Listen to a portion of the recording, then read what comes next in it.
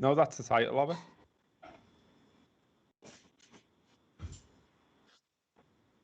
We're back. Just had to move that along very, very quickly indeed.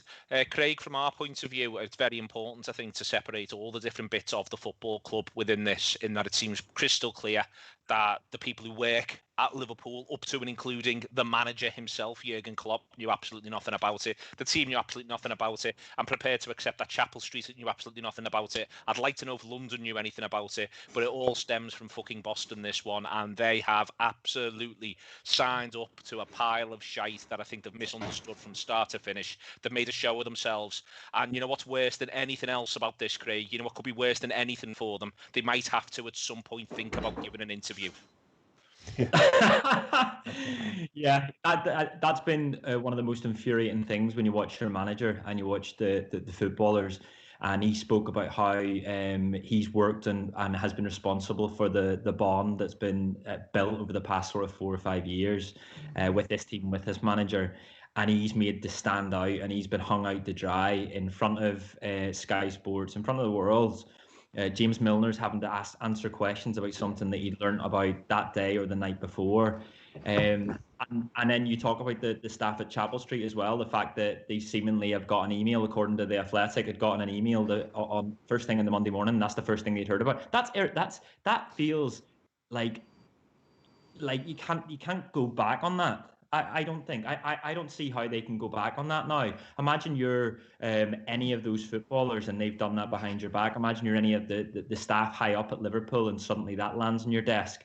It's irreparable for me, I think. And I'll be interested to see now, when there was talk of protests at the weekend, and there was talk of fans gathering at the stadium and so on. I'll be interested to see what happens now, because there's been U-turns throughout FSG's history as owners, and if there's one here tonight or tomorrow, as we'd expect, is that one U-turn too many? I mean, you're close, Gareth, to the idea positions are untenable, frankly. At the very least, heads need to be kept down. But one of the things that I think there does need to be, literally, is someone has got to talk. Someone has surely got to talk, and the main fella himself has probably got to talk. And he's got to talk at length, and he's got to explain what the thought process is. He's got to explain why he now accepts that it's wrong, and he's got to explain what he's going to do differently. He's got to talk, and maybe, just maybe, they should start talking to other football clubs and other football people as well. Yeah, absolutely. I've already written a piece on this, and I've said in that, that it's difficult to row back for me. You're shown the disdain, like the immediate reaction from everyone you could see, and you still sat on your hands, and you're still sitting on them right now. And this idea that he's socially awkward or whatever, and he doesn't like doing X, Y, and Z. I'm not bothered. You're the principal owner of Liverpool Football Club, and you made a decision which, as you say, threw an awful lot of people under the bus, including people who've worked hard at the club to change the image of the club, to improve relationships with the community, to improve relationships with the fans. I've felt a little bit daft the last few days, I've got to be honest, for sort of sticking up for them. Not over this, but I mean just in general, over months and weeks, saying no, they're doing a good job. They've had to go at learning. They've had to go at learning our culture, getting involved, not just running a football club. But then the first time someone's waved some money on the horizon, they're straight in and they're trying to justify it. And Craig mentioned the email to staff. It's absolute nonsense. It's a load of shit. It talks about engaging with stakeholders. You do that first, not after. You don't go and do something as major as that, which essentially says to me, you're telling me how I should enjoy football when I'm the one who's been here all the time. You only rocked up 10 years ago. And when you did rock up, by the way, you turned up saying, I don't know nothing about your game. I don't know nothing about your club, your city, or this league. I'm a baseball man. And you had Werner saying, I sat in a meeting about Liverpool playing on my BlackBerry because I never thought John would go for it.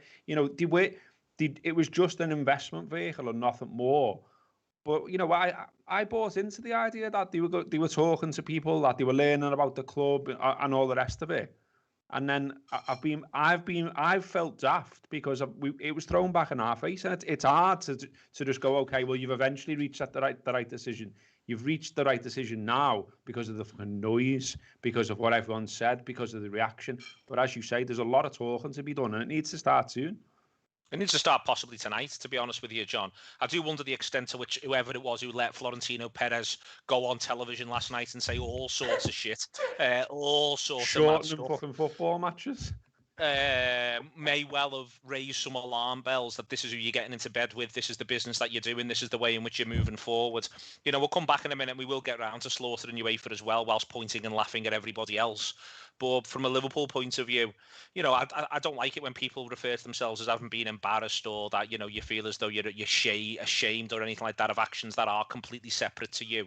I think it's always worth remembering that that's the case.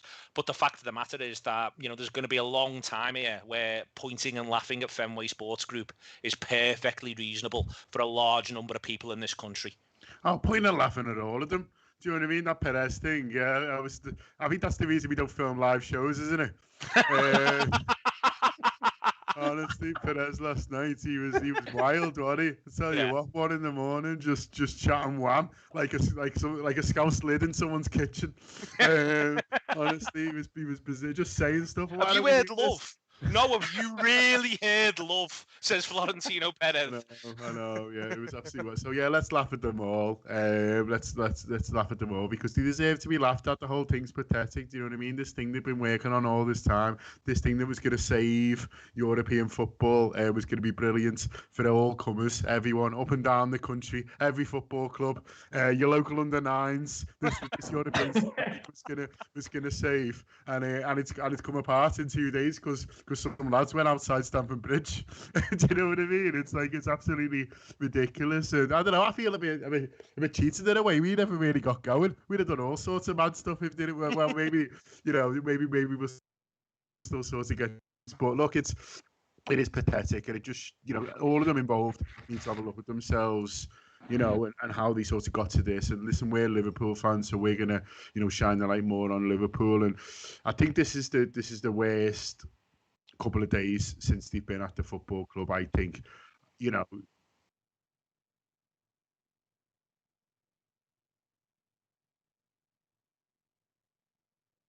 Okay, Dalglish's just tweeted that the last few days have been really difficult for everyone who loves LFC, and I really hope we do the right thing. I wouldn't have thought Kenny was going to go off piste, to be quite honest with you. Kenny does not do that sort of thing, so that is quite interesting. Go on, John. Yeah, so I think this is the worst couple of days since FSG have come, and they've had some bad ones, but, you know, like Gareth was sort of saying before, some of the other ones you can put down to, you know, errors of judgment or whatever it is. But this is much deeper than that, and this is much bigger than that. And they've shown themselves to be, you know, almost sort of, you know, so against the sort of values of the people, you know, who follow this football club, that you do wonder how they return from it. And I think it'll be really, really difficult. I'm not saying it'll be impossible, but I can't almost see a route back for them now in terms of the owners that they sort of want to be, because, you know, this isn't like the Furlough thing. You know, the Furlough thing was a, you know, a bad error of judgment. It was a mistake which they turned around quickly, apologised for, and yeah, it gets brought up every now and again, but broadly sort of forgotten. The ticket thing, you know, they got some credit for as well, but you don't get credit for going back on this. It's just you just get shame, and you just get questions, really, more questions. Well, how did he come to this point? You know, not how you communicated or didn't communicate the decision, really. You know, I was expecting a thing to come from them, this big sell, you know, this email, you know, that Robert was talking about before from Billy Hogan, you know, saying, not everyone knows all the details, we're going to come out with all this stuff. Well, where was it? You know, they've bottled it even before that, you know what I mean? And it's just, it's not good at all. You know, it's not good, and you know, they need to now assess not just this, but whether they are the right people to take Liverpool forward. Football, you're easy to do, Gareth. You know, football's in need of reform in a lot of different ways, and that includes continental competitions. I think it includes domestic competitions. You know, the championship I always use it as an example, but the turnover to wages ratio in the championships, or wages to turnover ratio in the championships, 107%. That's unsustainable. It needs fixing. In general, what is continental competition for? Do we want more of it? You can make a really fair argument. It's mad. The one I always use is that Mo Salah, you know, and Sergio Ramos still have not shared a pitch. much since the huge incident that happens in Kiev, and we are a little bit in the entertainment industry, and I'm happy to accept that as much as anybody else. For me, though, what attacked the very fabric of football was removing merit. Was removing that you get what you earn, what you get what you earn, and that's that's coming from us this season. I do wonder whether or not FSG, and not just FSG, but FSG thought, you know what, these will be made up if they've got guaranteed Champions League equivalents every single year, because we know they love Europe. It's what they're meant to want.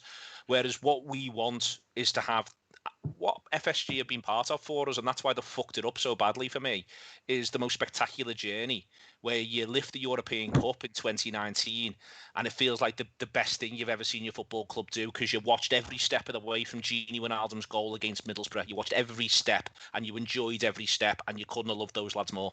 Go back further from losing in Kiev. When we lost in Kiev, and we all said, nah, it feels like the start of something, not the end.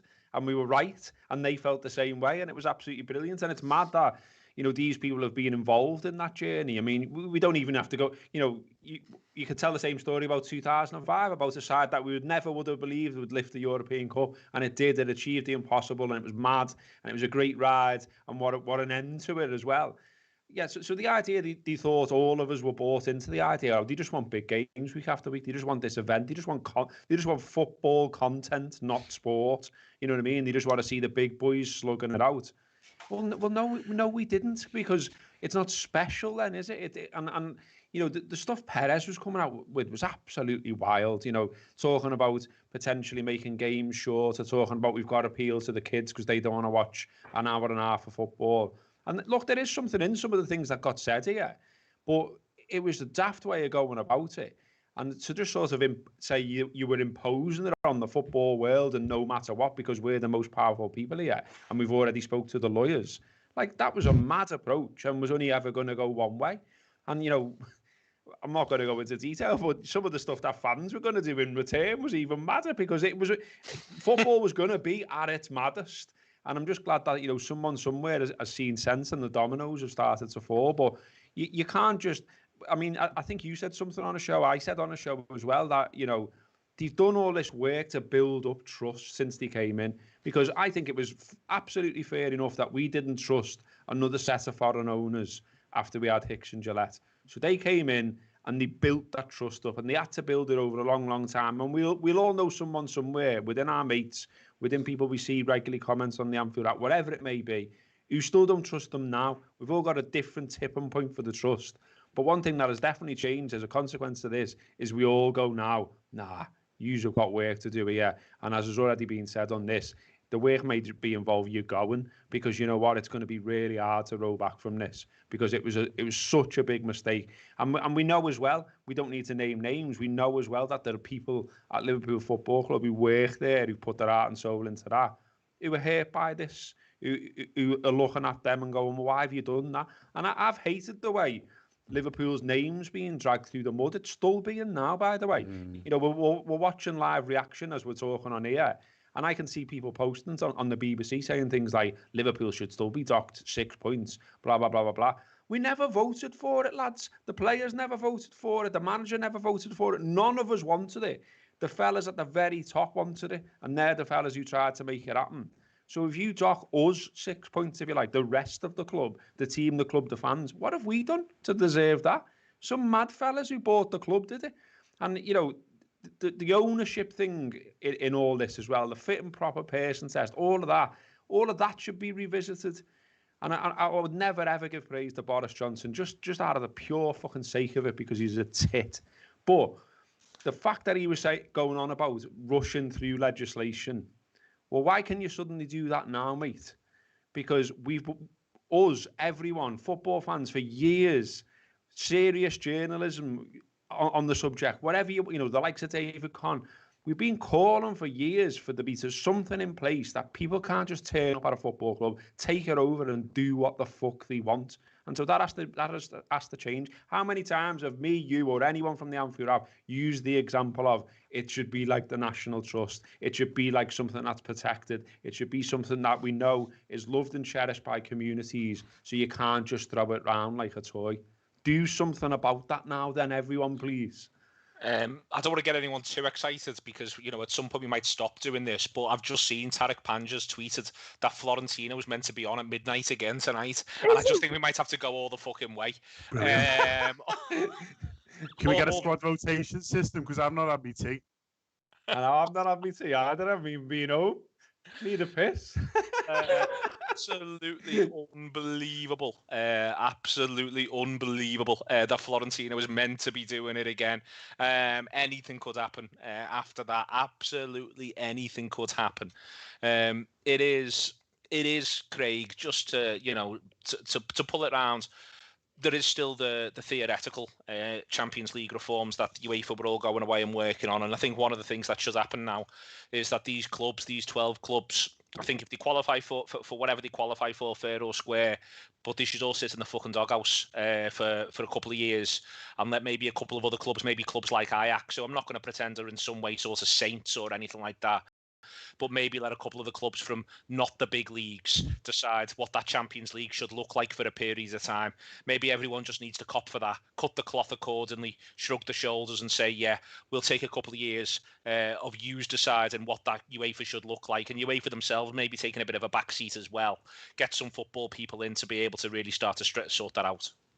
Yeah, absolutely. Because when you looked at the reforms that UEFA were trying to or are trying to push through, I mean they're not all that brilliant either. And I mean it's been very difficult throughout all of this when you're sort of fighting for something and you're talking about something and you know that you're on UEFA's side to a certain extent around all of that. And you've seen executives from UEFA, you've seen executives, the football and bigwigs over the past couple of days lobbying against Super League, but using the fans and using the almost like as if they're the good guys in all of this.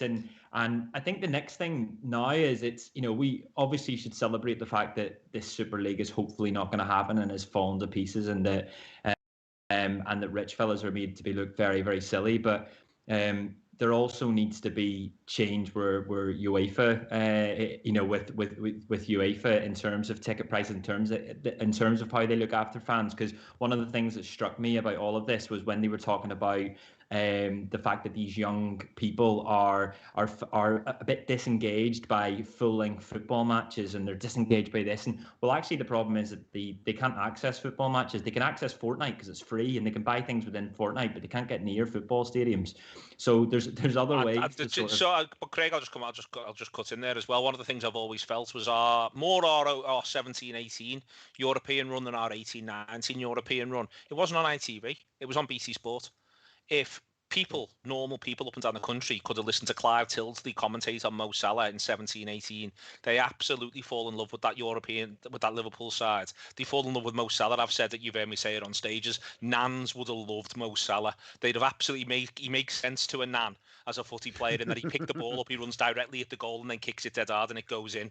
They would have loved that Liverpool team that season. And, I've used Nans there, but also young people. If you take top level football away from young people and then go, why don't young people love top level football? You need to have a big fucking think about cause and effect. Yeah, because they can access the 30 seconds and 60-second clips just by searching it.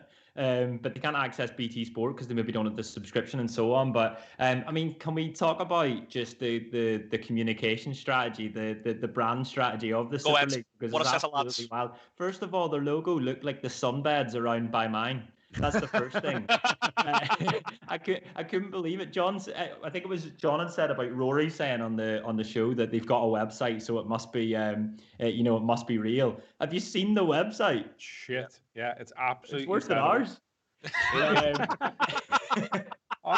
It's mad how many people haven't seen it as well. It's like the whole thing has just felt like back of a fag packet. Like someone said one night, "Oh, go ahead, just do it and see what happens." And then they went, "Oh, hang on, we haven't got a website." Oh, I know someone and some work experience lad knocked up a website. Absolutely shit.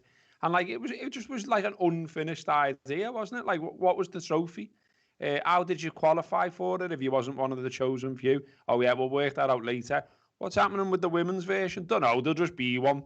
Oh right, okay. It was such a shit. The whole thing was a shit show from the start to the finish, and hopefully this is the fucking finish.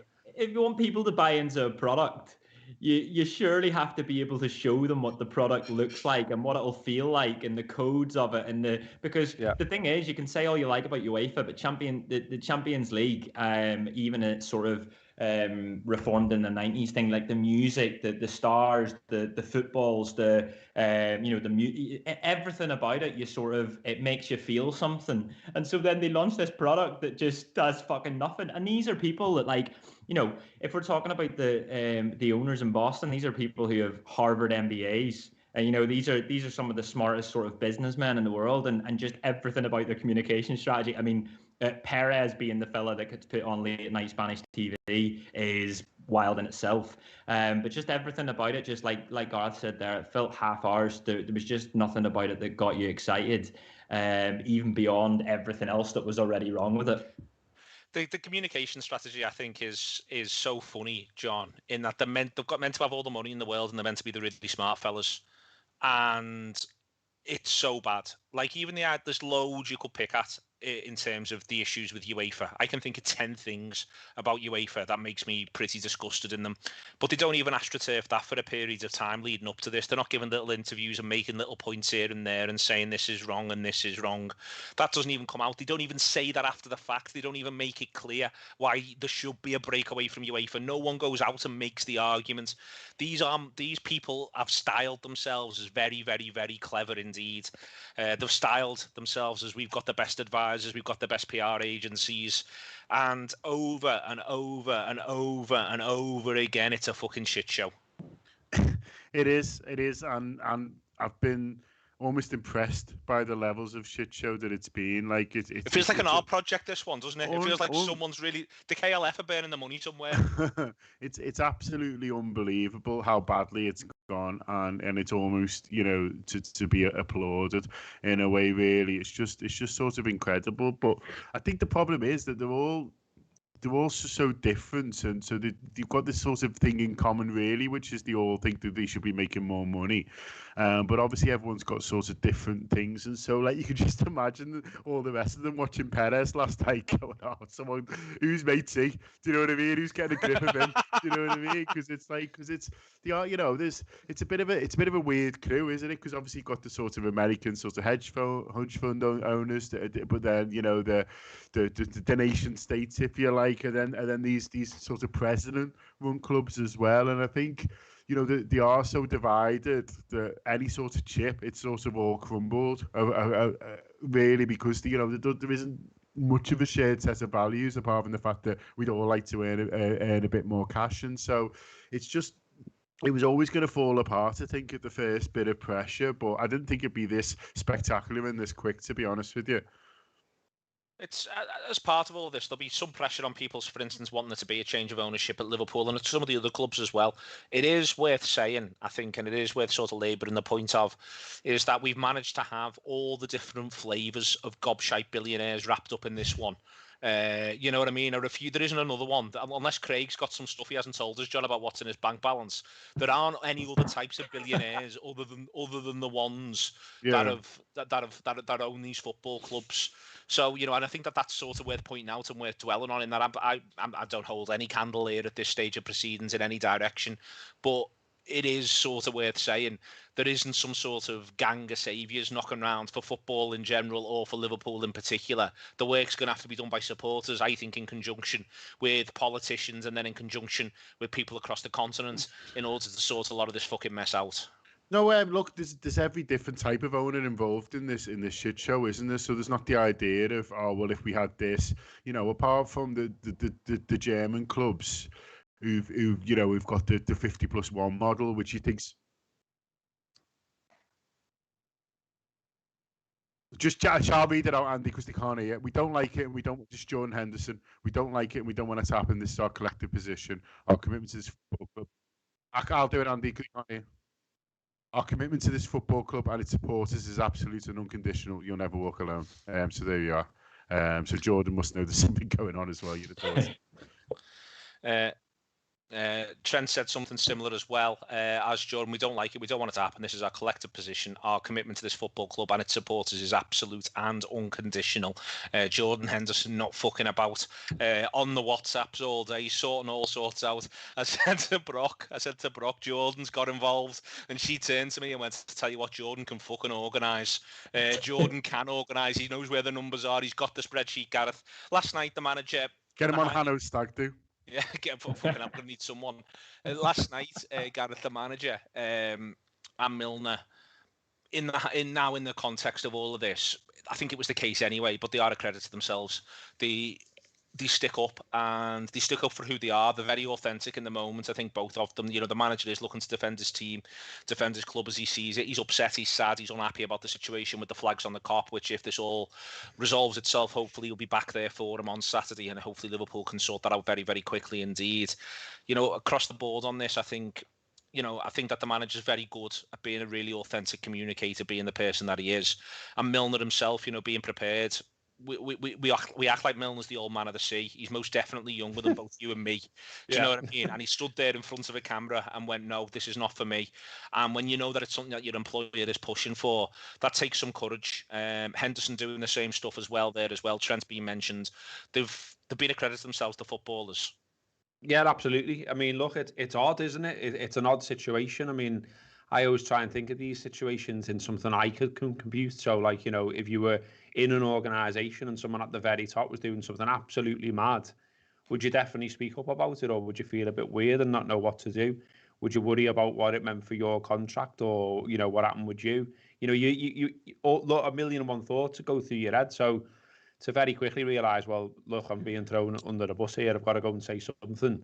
I'm contractually obliged to speak to these people, and they're definitely going to ask me about it. I thought the pair of them, as you say, handled it really, really well, and it was heartening to me, genuinely, that Milner just come out like that. I'm like, nah, it's not for me. Like, I'm made up, and equally with the manager. Like, when I was watching, I watched Neville and Carragher, like millions of people no doubt did, and they hardly talked about the game. Understandably, we've been the same with our content, just not knowing what to do. But when Klopp came on, just the way he was, like, not just what he said, but the way he was, the way he said it, you could see the passion, you could see it was heartfelt, you could see he meant it. It wasn't some prepped thing. He wasn't putting on an act. And that really got me, that. Do you know what I mean? I was watching it and going, this is so shit for everyone, this. Yeah. And, I put something last night saying, I felt sorry for them. Us all watching in and the world all watching in, and going, well, go ahead then. Just go and perform anyway as you would normally, with all this shit going on, with the pandemic, with no fans, with a shit show of the season, with another fucking centre-half injured. Do you know what I mean? With all of these things going on, just go out there and know what to say and judge the mood right. And look, they have got some staff behind the scenes who are good communicators, who know a bit of PR and all that, but they're also their own men, and we've seen that with Jurgen Klopp. He's got an advisor or whatever. He's got someone who's at his side who we know and stuff like that. But equally, if Jurgen wants to say or do something, we've seen him do it many a time.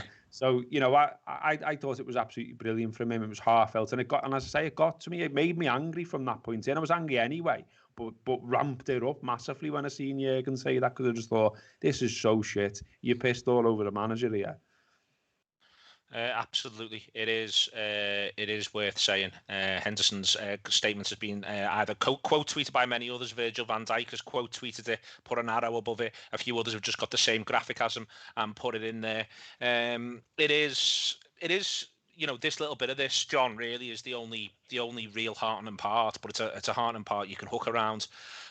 These are our lads. They were our lads anyway, but they're our lads. I think it's fair to say. Yeah, and it's great that we can sort of go back to focusing on that, really, because, it is just a matter of time now before this all collapses. And look, I didn't want Saturday, I was thinking about it before, to be about, anything negative around the team, really. But unfortunately, that's when the eyes are wielded on you, and we've had to do protests in stadiums before. We've had to do walkouts in stadiums before, and it's not fun. Not that long you know what I mean? It's not nice. It's against sort of everything in your instincts to be as a supporter, but you do it because of the bigger picture, and obviously, you know, there's been sort of success in it as well. So I was looking at the sort of Chelsea stuff today and thinking, well, there will be something sort of similar to that on Saturday, and, you know, arguments around, you know, do you allow the bus, you know, to sort of get there and things, and, you know, and now hopefully we don't have to do any of that, and we can all, you know, gather as we would be, you know, safely in establishments or at home or whatever, and watch Liverpool, and all focus now on Champions League qualification. Now it's looking like, you know, it is sort of going to be a thing again, and all, you know, allow us to tell the players and to tell the managers somehow, however we can, that we're behind them, that, you know, we're together, and they haven't let us down in any of this. Do you know what I mean? They've been put in a crap situation, but, you know, they've done the best, and they've done the best for themselves and for the club, and they're always a credit to themselves and the team, and they will continue to be so. Do you think the owners? I might be reading too much into this. I'm floating it. I'm into it already. Do you think the owners are allowing the bus to reverse back over themselves? What I mean by that is, it's clear it's gone tits up. It's clear that it now has to be managed, as we spoke at the start of this, about how the fuck do they row back from this, especially when you've pissed so many people off, all your stakeholders, fans, manager, players, staff at the club, full it, rest of football. While I'm looking at, you know, this statement coming out from Trent, from Jordan, Kenny Dalglish saying what he said, it's slowly ticking off a list of all these people that were not behind it, and Liverpool still haven't said anything. So what I'm saying is, it almost feels like someone's gone, well, yeah, you can all come out and say, fuck all to do with me, it's on them, and then they have to come out eventually and go, it is on us. I think that's very possible, to be honest with you. I don't think that's mad at all. I think it's very possible that that's sort of the timing of this now, that Liverpool are going to let the people who they're pissed off speak, and then they're going to have to cop for it and go, yeah, well, we pissed those people off, and other things are happening, and we're not having it anymore, and we're going to walk away from it. And that might now be the thing that they've got to do in order to get themselves out of it, to be honest with you, Gareth. I think you could be right. The thing that strikes me, Gareth, without fucking about on it, I'll bring Craig back in a second, the thing that strikes me is that it's hysterical that the footballers are better organised and have got better graphic design and a clearer message than the people who organise the fucking Super League. It's mad, isn't it? I mean, maybe we should ask Jordan Anderson if he can do a new website for us. He sorted tomorrow, wouldn't it? But yeah, I mean, look, it just goes to say for me as well, I don't mind now getting lovey-dovey about the ball, because you know what, they're great, aren't they? And Jordan's fantastic. You know, he's previously organised stuff. He's obviously organised something again. It's happened very quickly. And yeah, he's got the graphic design sorted as well. So fair play to him. Not only does he sort out Liverpool when he plays, you know, he can sort out seemingly anything. You know, money for the NHS, getting rid of a shit idea about football. I mean, get the fella in at number 10, I say, you know what I mean? When he's finished.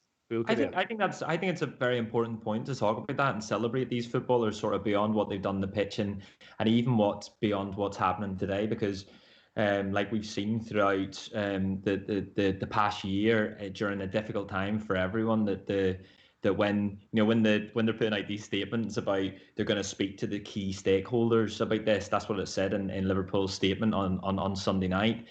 All of this has shown that the two key stakeholders within football are the fans first and foremost, and the players on the pitch.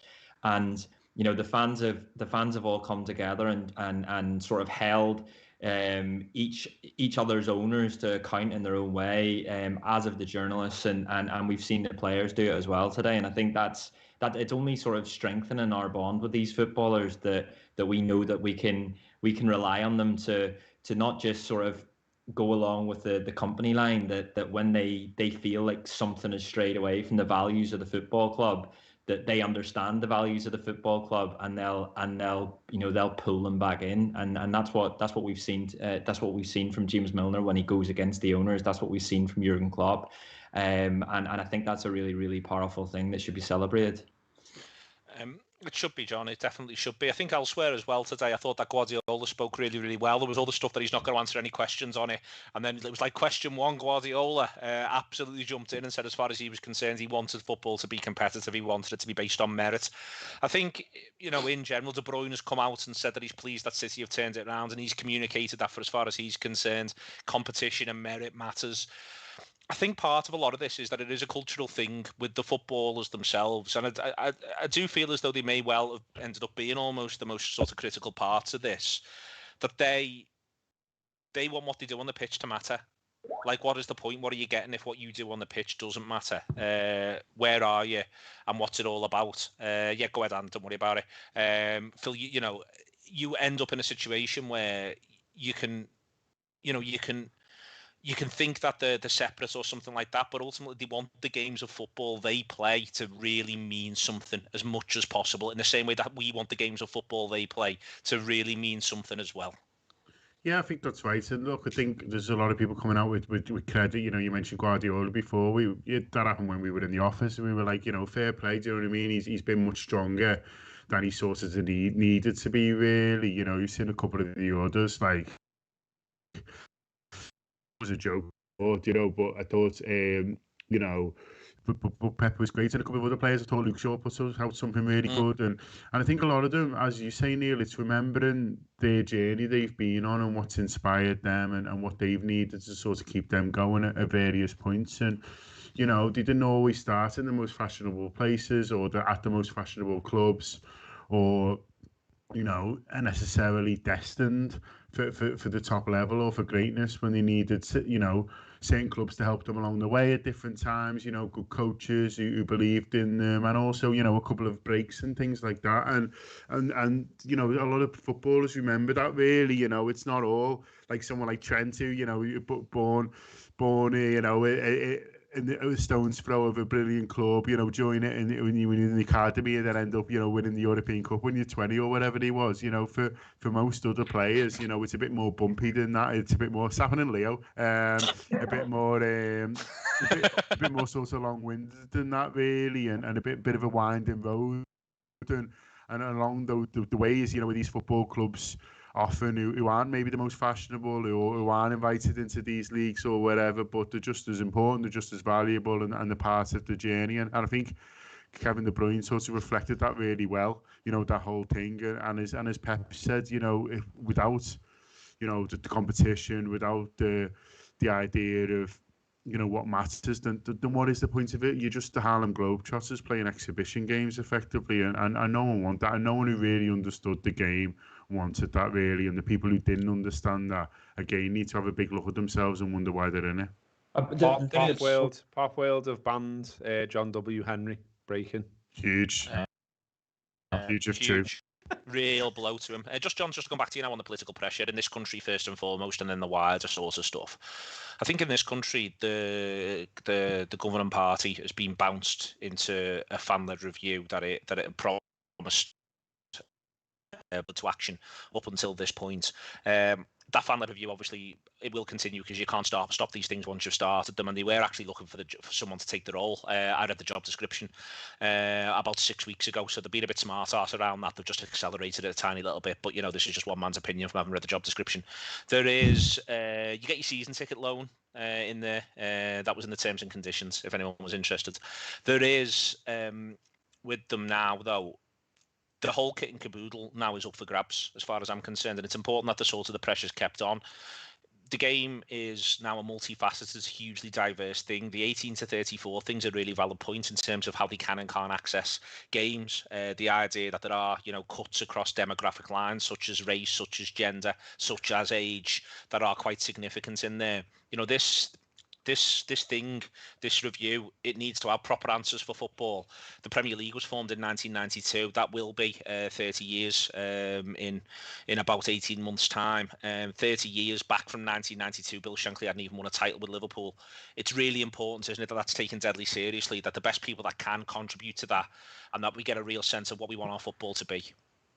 Yeah, 100%. This can't be the end. This needs to be the start, really, of not just what we haven't ended up with the worst thing. Is that, well, how can we get close to what's the best thing for the game? And I think it was interesting listening to your conversation with Rory the other day, or whatever it'll be, what our days at the moment. Whenever you spoke to Rory and I listened to it, was it only yesterday? It was only yesterday. It's mad, isn't it? Yeah.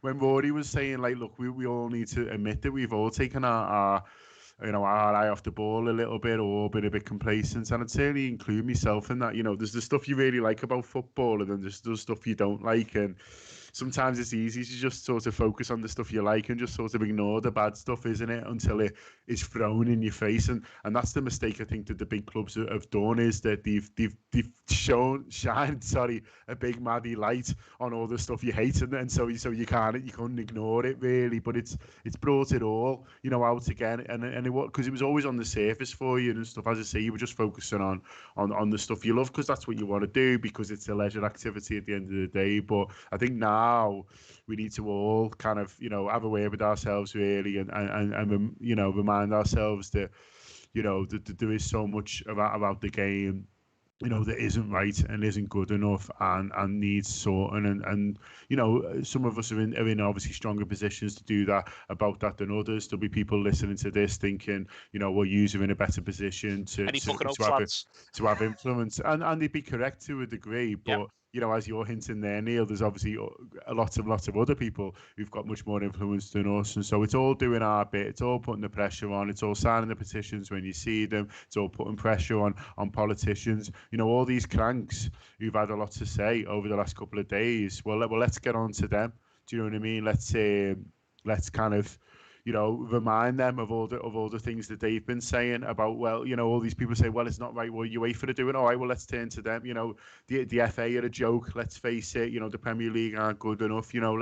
Let's keep this energy going now, and let's keep this kind of alive, really, and keep this kind of focus on the people who might not be as bad as this European Super League, or might not be proposing anything bad, but a lot of it's not far off. Just Gareth, on this, one of the things it tells me this is what can happen when the media gets behind and agrees with a cause. And I think that's worth bearing in mind. We talk a lot about sort of the difficulty of getting certain causes through. It helps when Carragher and Neville are on Sky, and it helps that Sky are happy for them to cut loose at length, because they don't feel like they'll be part of this, if we're all honest about it. Yeah. Now we'll be on the other side of this. I understood when people said, don't go your way to call them hypocrites. We all want one thing, this thing to go. But the point now is that the people who, where you're on the pay TV platform, we all know the influence Sky has had. Was owned by Murdoch, now owned by Comcast. We all know that, and we all know that.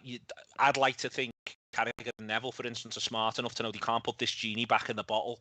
That said, Neville is a partial owner of a side that has financially doped its way up through the lower leagues. Yeah. And it is worth pointing that out, and it is worth dwelling on that a little bit, really, when people are taking the moral high ground. In that, if you're going to go on the moral high ground, as a lot of these papers have done, as Sky have done, as a lot of different people have done, if you're going to go on the moral high ground, we'll fucking stay there, and we'll hold you to account on that now next. Absolutely, yeah. And, this applies to all the politicians who've jumped on the gravy train in the last few days as well.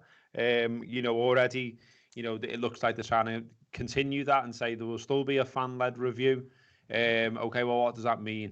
What is that? What is the fan-led review? How does it work? Let us know some details, flesh it out, make it happen, and let's see it. Because we know how quickly things can get tied up in knots and not go anywhere. And yeah, you're absolutely right that lots of people have paid attention to this story. It's been the biggest story for 48 hours or more. It's been the top of every news agenda, and that's made a difference, no doubt about it. And so, maybe it makes some people realise, the platform they've got, as you say, but also the importance of speaking to fans. No one person can know everything at any one time. No. And the important thing is to sometimes say, okay, well, I need to speak to people, then I need to go out there and ask people. Don't have the arrogance that you've always got the right answers. And yeah, I hope it does lead to something. It feels like we've been at crossroads before, where we say things like this, and then we find ourselves revisiting the same place once more. As I say, we've been talking about football reform for the whole time we've been doing the Anfield Wrap over one subject or another. And look, it's good for us to keep talking about it, but we'd all absolutely love it to change and change for the better. I was really worried. I really was about all this direction of travel, and I'm made up that the tyres have burst and it's fell off a cliff, because I think if this had been allowed to happen, it could have been the gateway to all kinds of nonsense. It really could have been, and the ticket prices were only ever going to go one way for me. You create something called a Super League, you automatically say, well, I can charge more for it, for TV subscriptions for people who could still afford to go.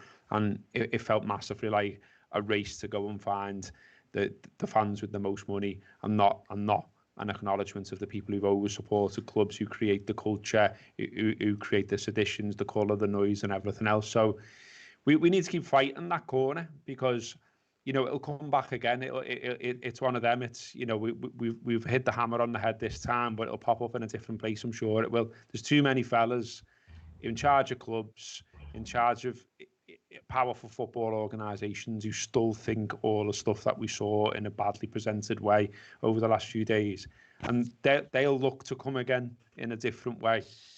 We've all, like I say, it's not just media, it's us as well. Fans, fan media. We've all got to realise that we've got some power here, and we can use our voice for good. And it is good. We only just started it, but it is good when we're all on the same page. I mean, I'm genuinely made up. I don't know whether we said this on camera or not, or whether we were still setting up. I'm genuinely made up that there was loads of people at Chelsea. I did not see that one coming. Yeah. But fair play to the lads who support them. Like, you've got out and shown me something that I would never have expected of you. I thought Liverpool fans would do it. I thought Man United fans would do it. And then when I looked at them down there, I thought, nah. But go ahead. Yeah. You were up to something there. Petr Cech was down there and all kinds. So I don't know. I still don't know actually what's happened there, but it looked good. Fair play to them. Hector Bellerin, Arsenal captain, has tweeted an image of Wenger to all the Arsenal lovers. Take care of the values of the club. My love and support forever, from Arsene Wenger, which I think makes Bellerin making very clear what his position is there as Arsenal captain. Craig, the last sort of the bit of this that way you begin to sum it all up to an extent is, they wanted to use the phrase legacy fans, as though legacy fans were a problem. The people who come through the gate, who create the atmospheres that the footballers play in, the atmospheres that the footballers have clearly missed. The legacy fans have fucking won.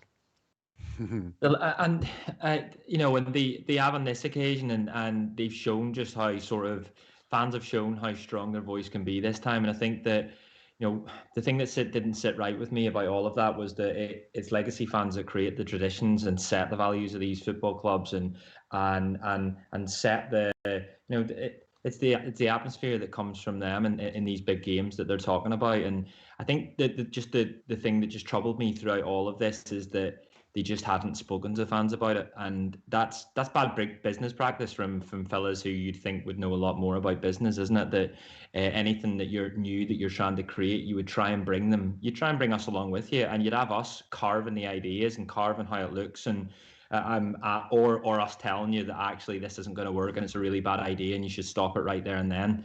And instead they looked at new sort of customer segments that they were going to target, and they sort of downplayed the importance of these so-called legacy fans. And I hope it does make a massive difference to the sort of different ways in which these big business owners and the big wigs and suits within football sort of conduct their business, and how they when they do want to adjust parts of the game or even transform parts of the game, that they do so with not only the fans within their eye line when they're thinking about it, but actually sitting down and talking to the fans, and sitting down and not just talking to one group of fans or one type of fans all around the world, and gathering that actual data before coming up with something that they've come up with because it works for them, it works for their bank balances. Just to sort of begin to round it all off, John, we're still waiting for Liverpool to confirm that they're pulling out, which is somewhat frustrating. It would have been absolutely lovely if they could have done it whilst we were doing this, but they haven't yet. It's clear where the players lie, where Kenny lies, and everything that matters. It feels like it's a direction of travel for the whole project right now. It was interesting when Bamford mentioned racism. I thought last night when he talked about the speed of reaction on one thing and not on another, and I think that Again, in exactly the same way, you know, footballers have had a go at coming together, I think, on the racism question this year, but they maybe don't feel as though they've been quite supported as they would have been, and the speed with which, for instance, UEFA leap into action around this when the money's at out and there's elongated press conferences and rants and raves about who you can trust and who you can't, and lots of chatter about consequences and legal action and throwing people out of competitions. I think it's a really, really valid point to say that, you know, there's lots that the game can get to grips with, and the more zero tolerance it is, the faster it moves, the better, because what you do is you leave people with no time to breathe and you just sort shit out. Yeah, and I think that is fair, and I think this is a sign of, you know, of power of people and power of ordinary people, really, but also, you know, how quickly, as you say, things can get done or things can change, or people, you know, we were only hearing yesterday from Perez that it was all signed and no one can back out. Do you know what I mean? And so, but the impossible became possible very quickly. You know, when it mattered enough to people, and so, you know, football clubs, you know, people involved in running a football, you know, need to decide, you know, what other things matter, and you know, what other things are important enough as money seemingly is, to them to make fundamental change. And I don't want to hear anymore that things are difficult or impossible, or you know, you need to consider, you know, X or whatever. If it's right, just get it done, and if it's, you know, if it's correct, and you can see it is, and with things like racism, there is no, you know, there is no grey area. There is no sort of, you know, different sides. You know, we just know what is right and what is wrong, and so, yeah, this needs to be an example for lots of things in terms of the speed of change that can happen and that should happen for more than just this. Yeah, and just to sort of come back on that, John, I was lucky to sit on a Labour Party thing today around sort of what they want to do and the pressure they want to keep putting on there. I think that however people want to put that pressure on, whether it's through organised political bodies or just as individuals, it's important that everyone does take the opportunity to do so, to say what they want to see be different within the game, whether that's around women's football, whether it's around the questions around race, whether it's around general sort of diversity stuff, or around how the money's spread out. You know, it remains to be an absolute disgrace that 92% of the money that television brings in this country ends up with the Premier League, or with parachute payments to sides that have failed in the Premier League. You know, there's so much to be done, and there's so much that everyone can do. Yeah, and so let's put pressure on all these people who've had a lot to say about how football's run, and say, and what are you going to do about it now? Do you know what I mean? It's not just about jumping on things, you know, and I'm talking more about the Prime Minister here, but, you know, it's not about just jumping on things when they're in the news or when they're trendy or when there's, you know, obvious people to kick. It's well, okay, well, what are we going to do about the game now? Because it obviously is so important to so many people, because we've seen the reactions, we've seen the hostility, you know, we've seen, you know, how quickly, you know, how much anger these changes have kind of, you know, brought out in people. So, okay, this is the nation's game. This is very important. We've seen what a power it can be for good. You know, we've seen what positive influence it can have on people's lives. So let's make sure that it's protected. Let's make sure it's in the best, you know, position possible, in the best state possible, and it's as welcoming and open to as many different people as possible who want to get involved in it. All right, we'll begin to end it all. Gareth, just very quick on the fact that the people who think they're the smart ones who run the football clubs, they've got to start taking a bit of time to think things through. It doesn't take much effort to consult. No, and look, you know, again, you feel sucked in because there was signs there across FSG's reign that they were looking to do that. You know, when he first arrives, you know, John Henry's pictured walking away with a armful of Liverpool books. Having spoken to various Liverpool fans, he spoke to people off forums. I think he spoke to people from Spirit of Shankly and things like that. Later, we saw supporters forums set up. I was briefly on one of them, and then they didn't seem to really meet again. I don't know if that was down to me, but maybe you would have meant to arrange the next one. This email I haven't replied to, just go, is he ever going to get back to that?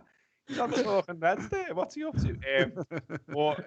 Yeah, there were efforts made, and then some of them seem to fall by the wayside. We also know, of course, that, you know, staff were employed, people were employed to create a bridge between supporters and the ownership and the people that run the club and stuff like that.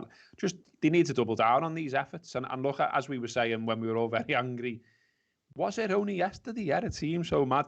It was, wasn't it? Yesterday, you know, you had Jay there saying, you know, there's plenty of people that they can pick a phone up to. There's plenty of people they can email, and in the past, look, they've done it. So why have you stopped? You know, what's changed? Like, we're still the fans, we're still engaged, we still go, we still want to go again, we still can't wait to be back in there. You know, we've recently shared very good times together. We won the league, we won the European Cup. Like, I don't get why you wouldn't do it. I don't get why it comes back to almost this weird arrogance of we know better about everything. Yeah, you've got money, sound, and you've made money in a certain way, sound, but that doesn't mean you know everything. And absolutely consult. And look, you know, if with these ideas, bake the ideas with the people involved. Don't go and make a cake and then just go, yeah, it's done. And I'm not asked if you don't like it. Do you know what I mean? It's a mad way round to do it. Like I say, even that Hogan email, I just couldn't understand why, you know, using corporate parlance, stakeholder management type stuff. It was talking about that in the email. You do that first, mate. You do that before an idea is presented to the world, not after, because no one believes it after, but they might believe it before, and like they might get sold on it before, not this particular idea, but an other idea. So yeah, absolutely, they need to start engaging and doing it in a meaningful manner. The only reason you don't engage with fans or with your customers is if you either don't care what they think or you know what they'll say and you go and do it anyway.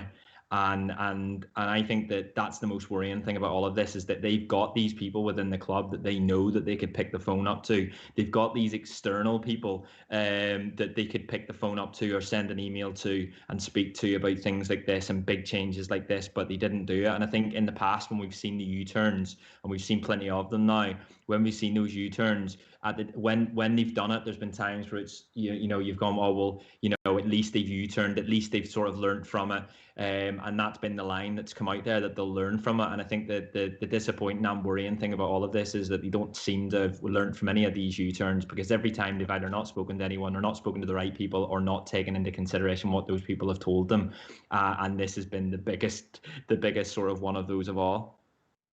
And we've now got to knuckle down to an extent, John. And Hannan getting back in next season. Yes, we've had hard lines over the course of this, but we all want to see Liverpool play Champions League football. That recommences on Saturday. It's significant. I think that, you know, Liverpool do get back in, and they get back in with a bit of humility at the very top of the club.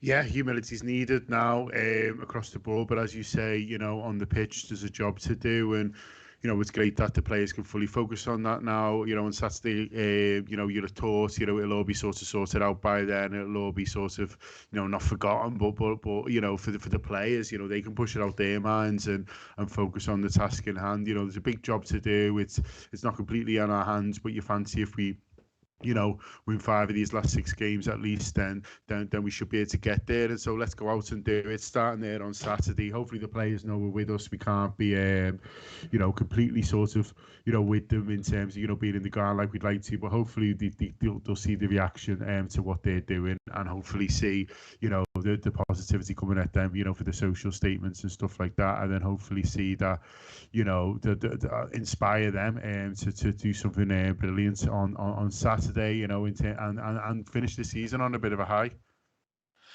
Just to sort of end it all, John, the Spirit of Shankly statement, the Spirit of Shankly note with anger the club owners are still hanging on to this shattered nightmare. They're calling on the FSG board to withdraw the club immediately, to coin a previous campaign, not welcome here. In general, the fan groups have worked together quite nicely there as well, and they do deserve an enormous amount of credit for that. Yeah, they do, and that's been good to see. You know, the statements have come from SOS, but I noticed quite a few times they've been signed by Spy on Cop, by Cop Outs, and by 1 or 2 others as well, whose name escapes me. Apologise, but that's great, and I think, you know, this football club works best when unity is shown, and that's another thing that FSG need to understand, is that, you know, when we do pull together we can achieve great things, but it is very, very easy to divide as well when you go off and do your own thing and think you know better. They've proven yet again that they don't, and they need to learn much quicker. Absolutely. All right then. Just very quick. We've done this tonight and it is available. Do let people know. The whole thing, I think, will be on YouTube after the fact. I think that's how that works, as ever, showing exactly why. The people on this call are all really, really good at new media. Not entirely sure as to how all the tech will pull itself together, but we'll get there in the end. Tomorrow, for a period of time, and I cannot begin to even contextualize this for you. Our server's going down. We're moving servers tomorrow. Our timing is literally second to none. The only way this could be any fucking worse would be if I'd booked some leave and we were in the middle of nowhere, all of us together, or we decided to do a team away day or something fucking mad like that where you can't have your phone. Liverpool Football Club are unerring in this. Their instinct around this, the wider football world. So tomorrow we'll get a show out early doors. It'll be an overview, but that'll be available for you. And then the server will be disappearing in the afternoon. It should then come back up, and we're hopeful that lots of things will work better on our side. But yeah, it is a phenomenal bit of work with reference to our timing on this. When we decided it last Thursday, next Wednesday will be quiet, won't it? Lad, we just need to bell Jordan, get a box. They'll be done. They'll be done in an hour. He'll leg you a new server round on his back. It's important that everyone keeps working on the football side, as I say, whether that's as part of groups or whether that's as individuals. Do have a think about what you can do. Don't do your own heading about it. We're all meant to have lives beyond this. It is fair to say our lives are not meant to be dominated by this. I always feel as though people presume those who commit a lot of time to things like Spirit of Shankly are doing so for the good of their own health or because they fundamentally enjoy it. That is often not the case, and it's often quite thankless. So if we say work on football stuff, just have a little think here and there about what you can do, but whilst you look after yourselves and keep yourselves in a safe space. The other thing, as I pointed out before, this shows you what can happen and how society can change very quickly if the media backs people. Media reform is something that is significant within this country. We've also seen what we can do with monopolistic capitalists and how quickly they can be faced down.